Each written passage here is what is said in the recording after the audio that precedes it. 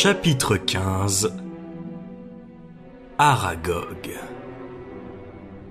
L'été annonçait son arrivée, le ciel et l'eau du lac avaient pris la même couleur bleu pervenche, et des fleurs grosses comme des choux avaient éclos dans les serres. Mais depuis qu'on ne voyait plus Hagrid arpenter le parc, croque-dur sur ses talons, Harry trouvait que le décor avait beaucoup perdu de son charme. À l'intérieur du château, c'était encore pire. Harry et Ron avaient essayé d'aller voir Hermione, mais les visiteurs étaient désormais interdits à l'infirmerie. « Nous ne voulons plus prendre de risques », leur avait expliqué Madame Pomme-Fraîche. « L'agresseur pourrait revenir achever nos malades. » Avec le départ de Dumbledore, la peur était à son comble et le soleil qui baignait de sa tiédeur les murs du château semblait incapable de réchauffer l'atmosphère. Les visages étaient inquiets, tendus, et lorsqu'il arrivait qu'un rire retentisse dans un couloir, il paraissait si aigu, si peu naturel, qu'il s'étouffait très vite. Harry se répétait sans cesse les paroles que Dumbledore avait prononcées avant de partir. « Je n'aurai véritablement quitté l'école que lorsqu'il n'y aura plus personne pour me rester fidèle. » À Poudlard, une aide sera toujours apportée à ceux qui la demandent.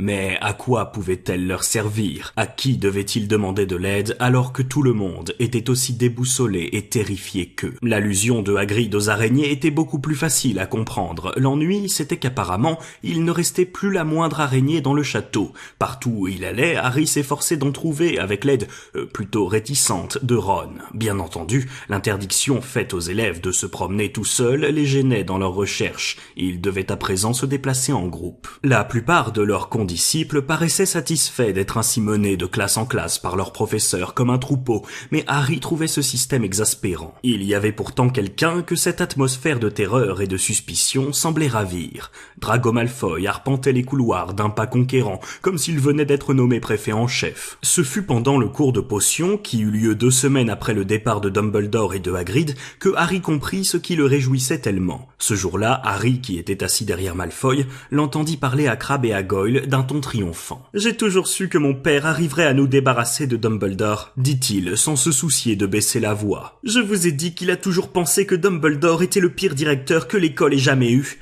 Peut-être qu'on va avoir un directeur digne de ce nom maintenant, quelqu'un qui n'interdira pas qu'on ouvre la chambre des secrets. McGonagall ne va pas durer longtemps. Elle assure l'intérim, c'est tout. » Rogue passa à côté de Harry sans faire de commentaires sur la chaise vide d'Hermione. « Monsieur, » dit Malfoy d'une voix forte, « pourquoi ne seriez-vous pas candidat au poste de directeur ?»« Allons, Malfoy, » répondit Rogue en laissant un sourire s'esquisser sur ses lèvres minces. Le professeur Dumbledore a été seulement suspendu par le conseil d'administration. Je ne doute pas qu'il sera bientôt de retour parmi nous. « Si vous étiez candidat, vous auriez sûrement le vote de mon père, » dit Malfoy avec un sourire entendu. « Je vais dire à mon père que vous êtes le meilleur professeur de l'école, monsieur. » Rogue sourit à son tour en se dirigeant vers une autre table. Il n'avait pas vu Seamus Finnegan qui faisait semblant de vomir dans son chaudron. « Ça m'étonne que les sangs de Bourbe n'aient pas déjà fait leur valise, » reprit Malfoy. « Je parie 5 galions que le prochain va mourir.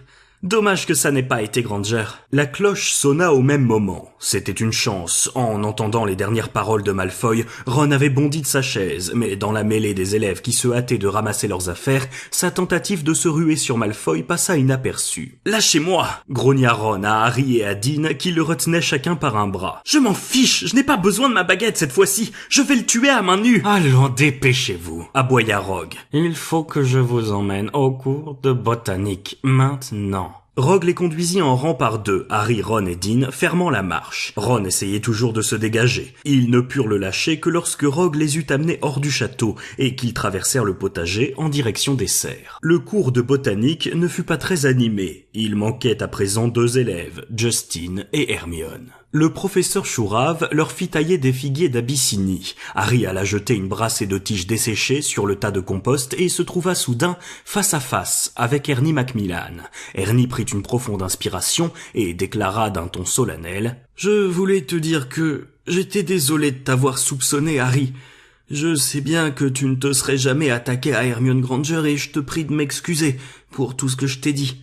Maintenant, nous sommes tous dans le même bateau et Il lui tendit une main potelée que Harry serra sans hésitation. Ron, Harry, Hermione et son amie Anna firent équipe pour tailler les plantes que leur avait confiées le professeur Chourave. « Ce Drago Malfoy a l'air très content de ce qui se passe, » dit Hermione en arrachant une brindille morte. « Je me demande si ce n'est pas lui l'héritier de Serpentard. » Bien raisonné, ironisa Ron, qui ne lui avait pas pardonné aussi facilement que Harry. « Et toi, Harry, tu crois que c'est Malfoy ?» demanda Hermione. « Non, » répondit Harry. Hermione et Anna le regardèrent avec des yeux ronds, surpris de son ton catégorique. Un instant plus tard, Harry repéra soudain quelque chose qui lui fit faire un faux mouvement. Il faillit planter son sécateur dans la main de Ron. « Aïe !» s'écria Ron. Harry lui montra du doigt plusieurs araignées de grande taille qui se déplaçaient rapidement sur le sol de terre, un peu plus loin. « Ah oui, tiens !» dit Ron, en essayant sans succès de se réjouir de cette découverte. « Mais on ne peut pas les suivre maintenant !» Hermione et Anna les écoutaient, l'air intrigués. Harry, les yeux fixés sur les araignées, les regardait courir. On dirait qu'elles se dirigent vers la forêt interdite. Ron eut de plus en plus de mal à paraître réjoui. À la fin du cours, le professeur Chourave les conduisit dans la salle où devait avoir lieu le cours de défense contre les forces du mal. Harry et Ron traînaient derrière pour pouvoir parler sans être entendus des autres. « On va de nouveau se servir de la cape d'invisibilité, » dit Harry. « On pourrait emmener Croque-Dur avec nous. Il a l'habitude d'aller dans la forêt interdite avec Hagrid, peut-être qu'il nous sera utile. »« D'accord, » dit Ron en tournant sa baguette entre ses doigts d'un geste nerveux. « Mais il paraît qu'il y a des loups-garous dans la forêt, c'est ce qu'on dit, non ?» ajouta-t-il alors qu'il s'asseyait à leur place habituelle dans la salle de classe de Lockhart.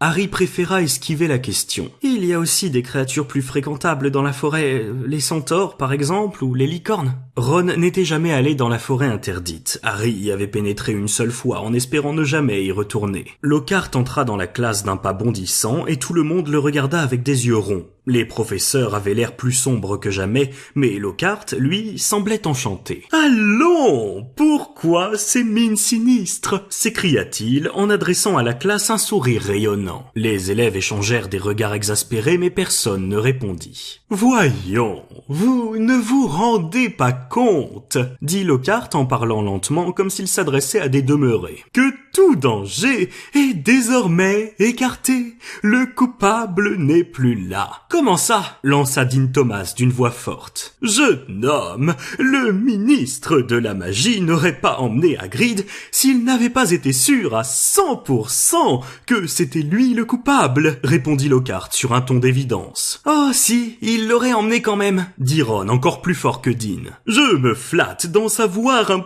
petit peu plus que vous sur l'arrestation de Hagrid, monsieur Weasley, » répliqua Lockhart d'un ton satisfait. Ron faillit dire qu'il n'en était pas convaincu, mais Harry l'interrompit en lui donnant un coup de pied sous la table. « On n'était pas censé être sur place, » murmura Harry. Mais l'allégresse écœurante de Lockhart, sa façon de laisser croire qu'il avait toujours considéré Hagrid comme un personnage peu recommandable, et sa certitude que tout était désormais terminé, mirent Harry tellement en colère qu'il faillit lui envoyer un de ses propres livres à la figure. Il se retint cependant et se contenta de faire passer à Ron un mot sur lequel il avait écrit « Allons-y dès ce soir ». Ron pâlit un peu en lisant le message, mais un regard à la chaise vide d'Hermione renforça sa détermination et il approuva d'un signe de tête. La salle commune de Gryffondor était toujours bondée à cause de l'interdiction de sortir après 6 heures du soir. Et comme les sujets de conversation ne manquaient pas, il n'était pas rare que nombre d'élèves y restent jusqu'à minuit. Dès la fin du dîner, Harry alla chercher sa cape d'invisibilité dans sa valise et resta assis dessus toute la soirée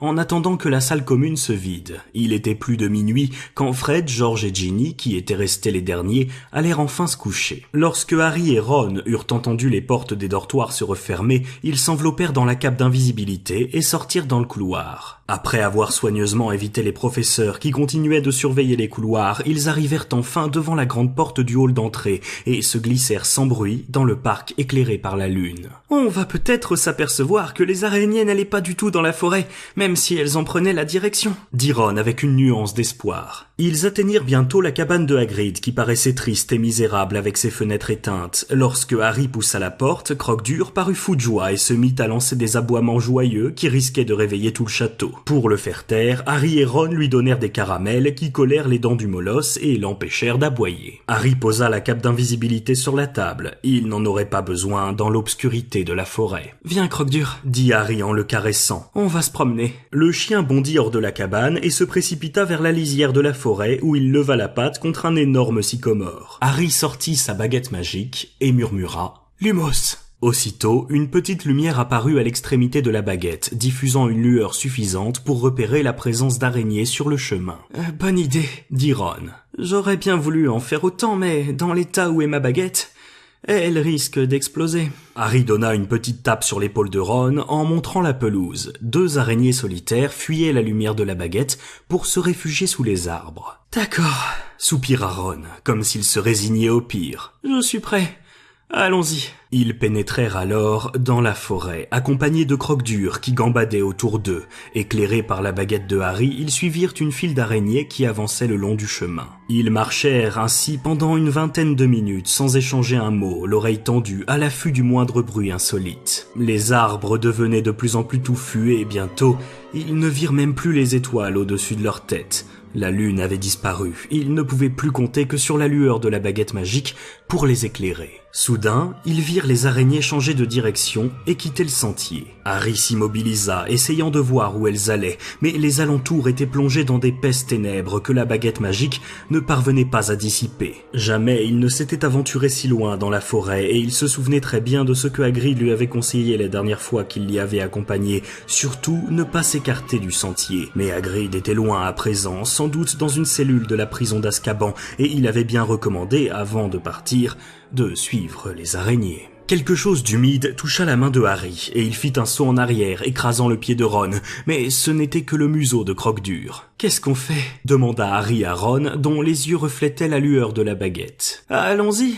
maintenant qu'on est là », répondit Ron, et ils s'enfoncèrent dans les sous-bois à la suite des araignées. Ils avançaient avec difficulté à présent, des racines et des souches d'arbres à peine visibles dans l'obscurité se dressaient sous leurs pas. Harry sentait le souffle chaud de Croque-Dur sur sa main. Plus d'une fois, ils durent s'arrêter pour que Harry, accroupi, cherche les araignées à la lueur de sa baguette magique. Ils marchèrent péniblement pendant au moins une demi-heure, les pans de leurs robes s'accrochant sans cesse dans les buissons et les branches basses. Les arbres étaient toujours aussi touffus, mais le terrain descendait maintenant en pente douce. Soudain, Croque-Dur lança un aboiement retentissant. Harry et Ron firent un bond. « Qu'est-ce qu'il y a ?» dit Ron à haute voix en scrutant les ténèbres. « Quelque chose a bougé là-bas !» souffla Harry. « Quelque chose de très grand !»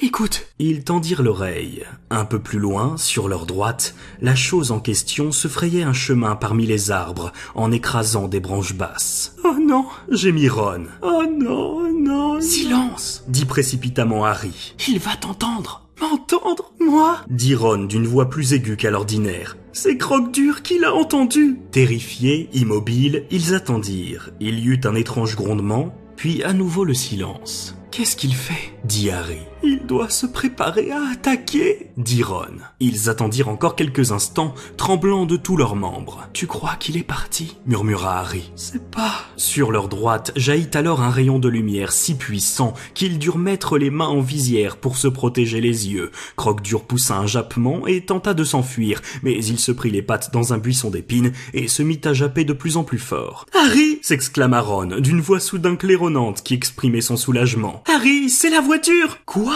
Viens !» Trébuchant à chaque pas, Harry suivit Ron en direction de la lumière. Un instant plus tard, ils débouchèrent dans une clairière. La voiture de Monsieur Weasley, vide et les phares allumés, leur apparut au milieu d'un cercle d'arbres dont l'épais feuillage formait comme un toit au-dessus d'elle. Lorsque Ron, bouche bée, s'avança dans la clairière, la voiture roula lentement vers lui. On aurait dit un gros chien turquoise venu accueillir son maître. « Elle est restée ici pendant tout ce temps !» dit Ron d'un air ravi en faisant le tour de la voiture. « Regarde, à force de vivre dans la forêt, elle est retournée à l'état sauvage !» Les ailes de la voiture étaient rayées et couvertes de boue. Apparemment, elle s'était habituée à se promener toute seule dans la forêt. Croque-Dur ne semblait pas du tout à son aise. Il restait tout contre Harry, qui le sentait trembler. Harry, qui avait retrouvé une respiration normale, remit sa baguette magique dans sa poche. « Et on croyait qu'elle allait nous attaquer !» s'exclama Ron, appuyé contre la voiture qu'il caressait comme un chien. Je me demandais où elle était passée. Harry profita de la lumière des phares pour voir s'il y avait d'autres araignées, mais cette soudaine clarté les avait fait fuir. On a perdu la piste, dit-il. Viens, il faut la retrouver. Mais Ron ne répondit pas. Il resta immobile, les yeux fixés sur quelque chose, derrière Harry. Son visage était devenu livide de terreur. Harry n'eut même pas le temps de tourner la tête. Il y eut un cliquetis sonore et une longue chose, hérissée de poils, s'enroula soudain autour de sa taille, puis le souleva de terre en le retournant la tête en bas. Pris de panique, il essaya de se débattre, mais il entendit un autre cliquetis et vit les pieds de Ron quitter le sol à leur tour. Il eut encore le temps d'entendre les gémissements apeurés de Croque-Dur avant de se sentir emporté dans les profondeurs de la forêt. Toujours la tête en bas, Harry vit que la créature qui s'était emparée de lui marchait sur 6 pattes immenses et poilues, sans compter les 2 autres pattes dans lesquelles elle le tenait étroitement serré. Il aperçut également au-dessus de lui une paire de pinces noires et brillantes. Une autre créature semblable, celle qui portait Ron, marchait derrière. Croque-Dur, prisonnier d'un 3e monstre, gémissait un peu plus loin en se débattant vainement, mais Harry, lui, aurait été incapable de crier même s'il l'avait voulu. Il lui semblait qu'il avait laissé sa voix avec la voiture dans la clairière. Il n'avait aucune idée du temps qu'il avait passé entre les pattes de la créature qui avançait à travers la forêt plongée dans d'épaisses ténèbres. Au bout d'un long moment, cependant, l'obscurité se dissipa suffisamment pour distinguer un sol couvert de feuilles et grouillant d'araignées. En se tordant le cou, il réussit à voir qu'ils avaient atteint une sorte de vaste fosse dépourvue d'arbres. Les étoiles et la lune qui brillaient à nouveau éclairaient le spectacle le plus terrifiant qu'il lui ait jamais été donné de contempler. Des araignées. Non pas de petites araignées semblables à celles qu'il avait vues sillonner le sol quelques instants auparavant, mais d'énormes monstres de la taille d'un cheval de trait, pourvus de 4 paires d'yeux et de 8 pattes gigantesques, noires et couvertes de poils. L'effroyable créature qui le retenait prisonnier descendit la pente escarpée en direction d'un dôme en toile d'araignée qui occupait le centre de la fosse. Ses congénères se précipitèrent alors de tous côtés en agitant frénétiquement leurs pinces à la vue de la proie qu'elle transportait. L'araignée géante lâcha enfin Harry qui tomba à 4 pattes. Ron et Croque-Dur atterrirent à ses côtés. Le molosse ne gémissait plus, il restait silencieux, recroquevillé et tremblant. Quant à Ron, son visage exprimait exactement ce que Harry ressentait. Il avait la bouche grande ouverte dans une sorte de hurlement muet, et les yeux lui sortaient de la tête. Tout à coup, Harry s'aperçut que l'araignée qui venait de le relâcher était en train de dire quelque chose.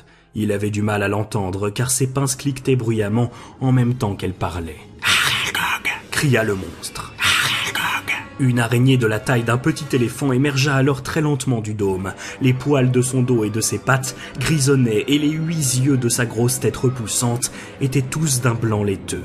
La créature était aveugle. « Qu'y a-t-il » demanda-t-elle en agitant rapidement ses pinces. « Des humains !»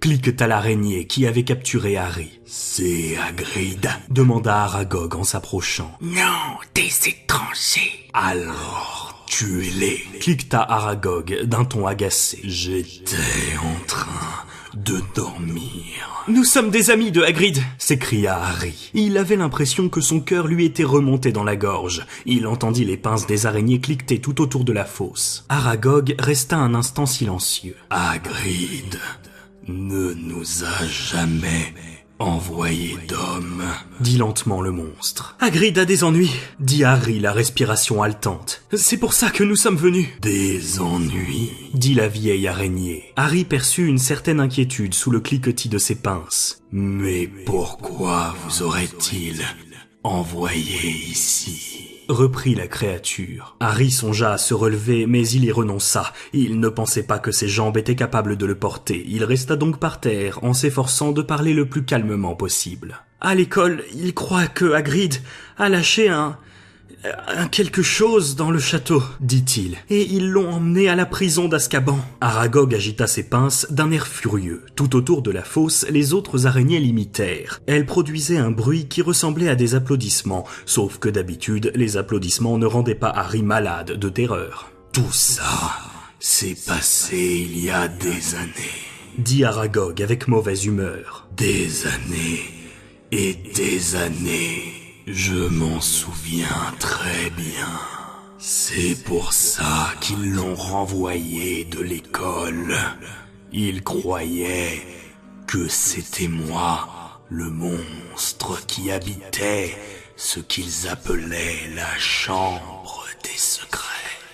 Ils pensaient que Hagrid avait ouvert la chambre pour me libérer. « Et vous n'habitiez pas dans la chambre des secrets ?» dit Harry qui sentait son front se couvrir d'une sueur froide. « Moi !» s'exclama Aragog dans un cliquetis furieux. « Je ne suis pas né au château. Je viens d'un pays lointain. Un voyageur m'a donné à Hagrid quand je n'étais encore qu'un œuf. Hagrid était très jeune à l'époque, mais il s'est occupé de moi. Il m'a caché dans un placard de l'école. Il m'a donné à manger. Hagrid est un homme généreux et c'est mon ami. Quand on a découvert mon existence et qu'on m'a accusé d'avoir tué une jeune fille, il m'a protégé. Et depuis ce temps-là, je vis ici dans la forêt où Hagrid vient parfois me rendre visite. Il m'a même trouvé une épouse, Mozag. Et comme tu peux le voir, ma famille s'est agrandie. Tout cela, je le dois à la bonté de Hagrid. Harry rassembla ce qui lui restait de courage. « Alors, vous n'avez jamais attaqué personne ?» risqua-t-il. « Jamais !» grogna la vieille araignée. « Mon instinct m'y poussait, mais par respect pour Hagrid, jamais je n'ai fait de mal à un humain. Le corps de la jeune fille qui avait été tuée a été découvert dans des toilettes. Et moi, je ne connaissais du château que le placard où j'ai grandi. Dans notre espèce, nous aimons le calme et l'obscurité. Mais vous savez peut-être qui a tué cette fille ? Demanda Harry. Parce qu'aujourd'hui, le monstre est de retour et il s'attaque à nouveau aux élèves. Ces paroles furent noyées dans un grand cliquetis et un bruissement de pattes qui remuait avec colère. Les énormes silhouettes noires s'étaient mises à s'agiter autour de lui. La chose qui vit dans le château, dit Aragog, est une créature très ancienne que nous, les araignées, nous craignons par-dessus tout. Je me souviens comme si c'était hier d'avoir supplié Hagrid de me laisser partir quand j'ai senti que la bête se promenait dans les couloirs. « Mais qu'est-ce que c'est ?» dit précipitamment Harry. À nouveau, il y eut un cliquetis et un bruissement de pattes. Les araignées semblaient se rapprocher. « Nous n'en parlons jamais !» répliqua Aragog d'un ton féroce. « Jamais nous ne la nommons. Même à Hagrid, je n'ai jamais révélé le nom de l'atroce créature, bien qu'il me l'ait souvent demandé. » Harry ne voulait pas insister. D'ailleurs, Aragog semblait fatigué de parler. Il recula lentement vers son dôme en toile d'araignée. Le cercle de ses congénères, en revanche, se resserra autour de Harry et de Ron. « Dans ce cas, il ne nous reste plus qu'à partir, » dit Harry avec l'énergie du désespoir en entendant des bruissements de pattes derrière lui. « Partir » dit lentement Aragog. « Je ne crois pas. » Mais... Mes fils et mes filles ne font aucun mal à Hagrid, car je le leur interdis. Mais si un peu de viande fraîche s'aventure jusqu'à nous, je ne peux les empêcher d'en profiter. Adieu, amis de Hagrid. Harry fit volte-face. À quelques mètres de lui se dressait un véritable mur d'araignées, dont les pinces cliquetaient avec avidité. Les yeux innombrables de leur tête noire et repoussante brillaient d'une lueur gourmande. Il fit un geste pour sortir sa baguette magique, mais il savait que c'était inutile. Les araignées étaient trop nombreuses. Il se résolut alors à les affronter à main nue, décidé à vendre chèrement sa peau. Mais au même moment, il entendit retentir un bruit sonore et prolongé, tandis qu'une lumière lumière intense illuminait la fosse comme un brusque incendie. La voiture de Monsieur Weasley descendait la pente à toute vitesse, plein phare et klaxon hurlant, bousculant sur son passage les araignées qui tombaient sur le dos, agitant vainement dans les airs leurs pattes interminables. Dans un crissement de pneus, la voiture s'arrêta net devant Harry et Ron, et ses portières s'ouvrirent toutes seules. « Attrape Croque-Dur !» hurla Harry en se ruant sur le siège avant. Ron saisit le molosse sous son bras et le jeta à l'arrière de la voiture en s'installant lui-même derrière le volant. Les portières se refermèrent aussitôt. Ron ne toucha pas à l'accélérateur, mais la voiture ne semblait pas avoir besoin de lui. Le moteur rugit et ils démarrèrent en trombe, renversant au passage d'autres araignées. L'Anglia monta la côte plein gaz, sortit de la fosse et s'enfonça dans la forêt. Indifférente aux branches qui cinglaient son pare-brise, elle se fraya habilement un passage parmi les arbres. De toute évidence, elle connaissait le chemin. Harry lança à Ron un regard oblique. Sa bouche était toujours grande ouverte, mais ses yeux étaient rentrés dans leurs orbites. « Ça va ?» demanda Harry. Incapable de prononcer un mot, Ron regardait droit devant lui. La voiture continua de foncer dans les sous-bois, cassant au passage un rétroviseur extérieur. Sur la banquette arrière, Croque-Dur hurlait à la mort. Pendant 10 minutes, ils traversèrent ainsi la forêt, secoués par les chaos, puis la végétation devint moins dense, et Harry aperçut à nouveau le ciel. La voiture s'arrêta si brusquement qu'ils faillirent se cogner contre le pare-brise. Ils avaient atteint la lisière de la forêt. Lorsque Harry ouvrit la portière, Croque-Dur se précipita au dehors et courut vers la cabane de Hagrid, la queue entre les jambes. Harry sortit à son tour, mais il fallut 1 minute entière à Ron pour retrouver un peu ses esprits. La nuque raide, les yeux fixes, il quitta enfin son siège. Harry donna une petite tape amicale à la voiture qui recula et disparut à nouveau dans la forêt. Harry retourna prendre sa cape d'invisibilité dans la cabane de Hagrid. Croque-Dur, tout tremblant, s'était réfugié dans son panier sous une couverture. Lorsque Harry ressortit, Ron était en train de vomir dans le potager. « Suivre les araignées !» dit Ron d'une voix faible en s'essuyant la bouche d'un revers de manche. « Je ne le pardonnerai jamais à Hagrid ! On a de la chance d'être encore vivant !»« Il devait penser qu'Aragog ne ferait pas de mal à ses amis, » dit Harry. « C'est ça le problème de Hagrid !» répliqua Ron. « Il croit toujours que les monstres ne sont pas aussi mauvais qu'on le dit. Et regarde où ça l'a mené, dans une cellule de la prison d'Azkaban. À quoi ça servait de nous envoyer là-bas ?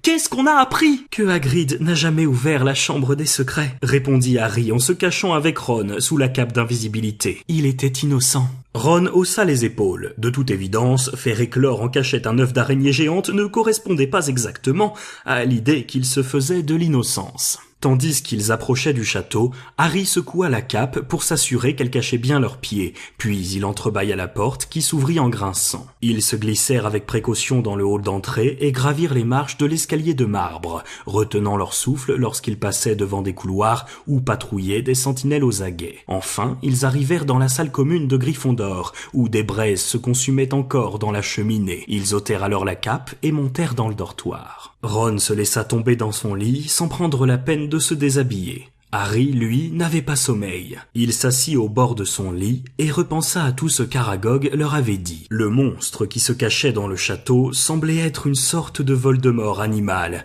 Même les autres créatures n'osaient pas prononcer son nom. Mais Harry et Ron ne savaient toujours pas qui il était, ni comment il s'y prenait pour pétrifier ses victimes. Hagrid lui-même n'avait jamais su ce que cachait la chambre des secrets. Harry s'allongea sur son lit en regardant la lune qui brillait à travers la fenêtre de la tour. Il n'avait plus aucune idée de ce qu'il convenait de faire à présent. Il se trouvait dans une impasse. Jedusor s'était trompé de coupable. L'héritier de Serpentard avait réussi à s'échapper et personne ne savait si c'était la même personne ou quelqu'un d'autre qui avait ouvert la chambre des secrets pour la 2e fois. Harry commençait enfin à somnoler lorsqu'il pensa soudain à quelque chose. Il restait peut-être un dernier espoir. « Ron !» chuchota-t-il. « Ron !» Ron se réveilla en laissant échapper un gémissement qui ressemblait au jappement de Croque-Dur. « Ron, cette fille qui est morte, Aragog a dit qu'elle avait été trouvée dans les toilettes. Imagine qu'elle n'en soit jamais sortie depuis ce temps-là, et qu'elle s'y trouve toujours. » Ron se frotta les yeux.